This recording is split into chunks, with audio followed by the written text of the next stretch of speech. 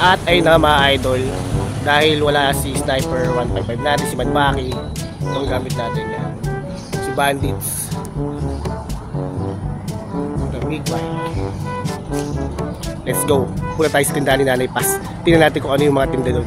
Pero hindi tayo bibili. Mahuhulit lang tayo. Tara, samayo. Let's go.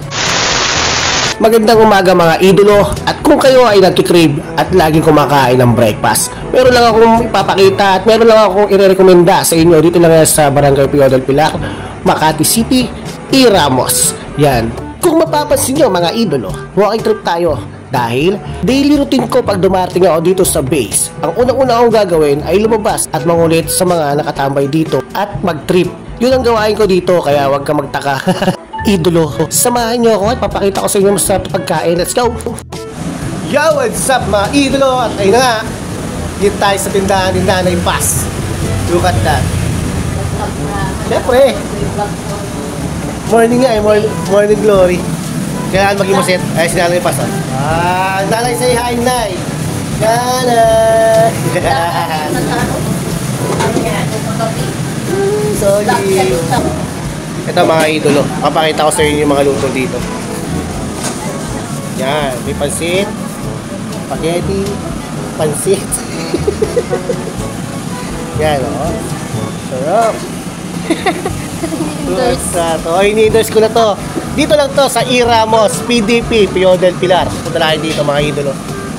Harapan ng 6516 E. Ramos, Pio del Pilar. Yan.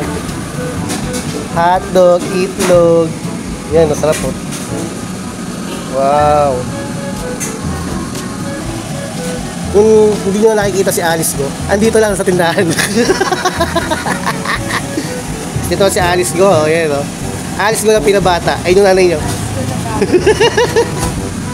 Solid.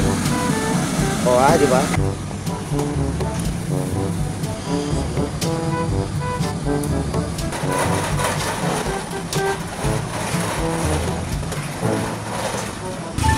Ay na nga mga idolo. Kung mapapasin nyo, nakungulit tayo dahil nga wala tayong magawa. Morning glory, time check tayo, time check. Time check 6:59 mga idol. 6:59 na ng umaga. Kaya kung ikaw umabot ka sa part na to, don't forget to follow my page. Comment down below kung taga-saan ka. At wag na wag mong kakalimutan mga idolo, palambing ako, pa-subscribe naman ng YouTube channel ko. At pa-click the notification bell para always kang updates sa mga video ina-upload ko. Yun mga idol. By the way, ito nga pala si KCY TV. At wag na wag mong kakalimutan, merong mototrip na nagtitrip sa kalsada. Let's go mga idol. Peace out.